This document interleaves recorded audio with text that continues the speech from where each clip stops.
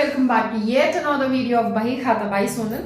अब देखो, हम क्वेश्चन सॉल्व कर रहे थे तो जाहिर सी बात है आज भी क्वेश्चन ही सॉल्व करेंगे। ठीक है, तो आपके टीएस गिरवाल का क्वेश्चन नंबर है 10।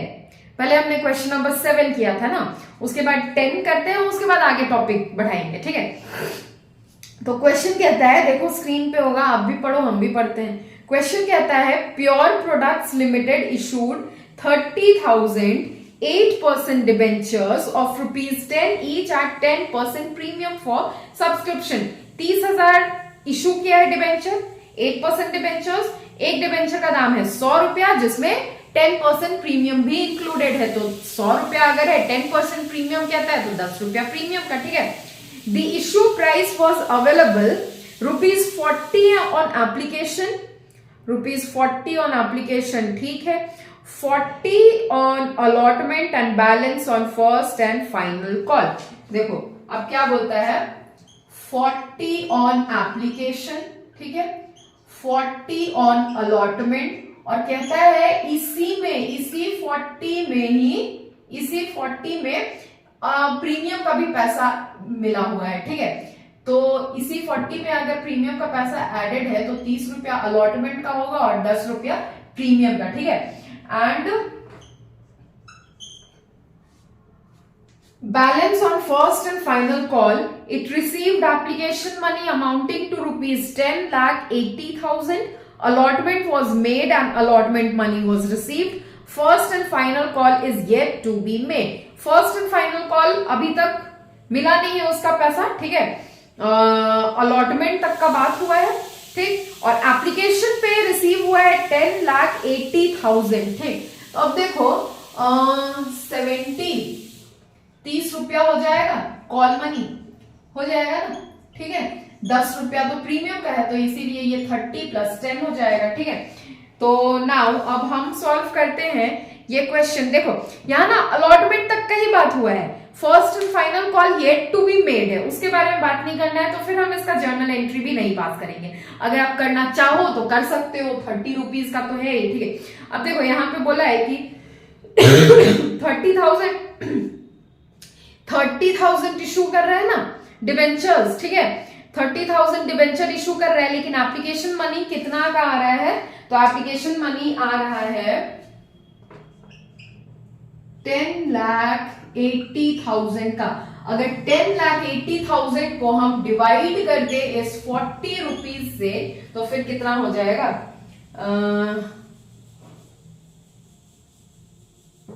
80,000 डिवाइडेड बाई 40, 27,000 हो जाएगा। मतलब 27,000 डिबेंचर का ही एप्लीकेशन मनी आया। अंडर सब्सक्रिप्शन का क्वेश्चन है, अंडर सब्सक्रिप्शन का क्वेश्चन है। ठीक है, 30,000 इशू हुआ था, लेकिन एप्लीकेशन मनी आया केवल 27,000 शेयर डिबेंचर्स का। ठीक है, तो हम 27,000 डिबेंचर्स का एंट्री पास करेंगे। ठीक, क्वेश्चन तो यही बोल रहा है ना। हाँ जी, तो फिर इसको मिटाते हैं और फिर जर्नल एंट्री पास करते हैं जल्दी।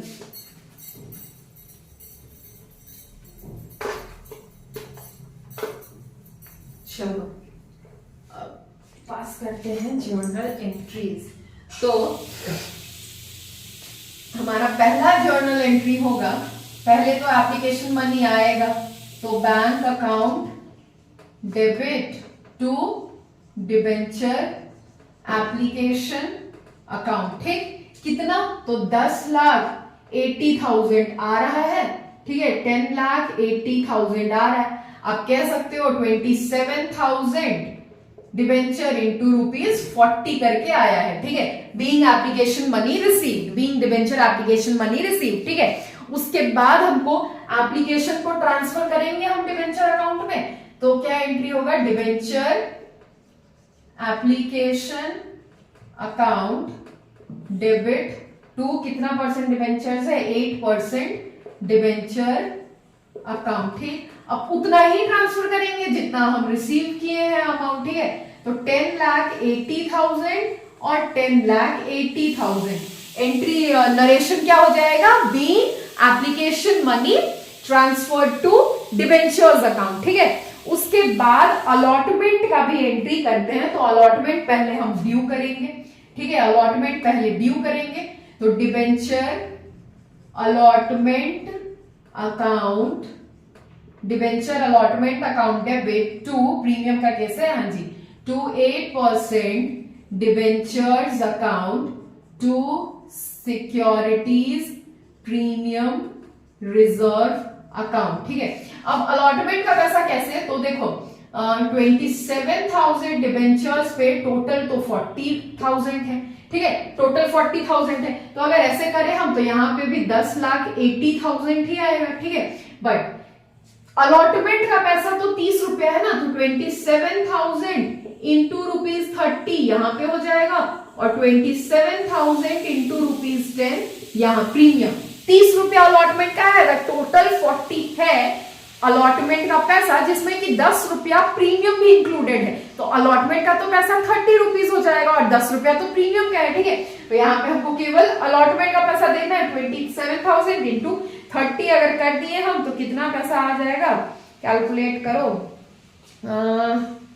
27,000 इंटू 30 8,10,000 आ जाएगा, ठीक है। और अगर ये करते हैं हम तो 2,70,000 आ जाएगा।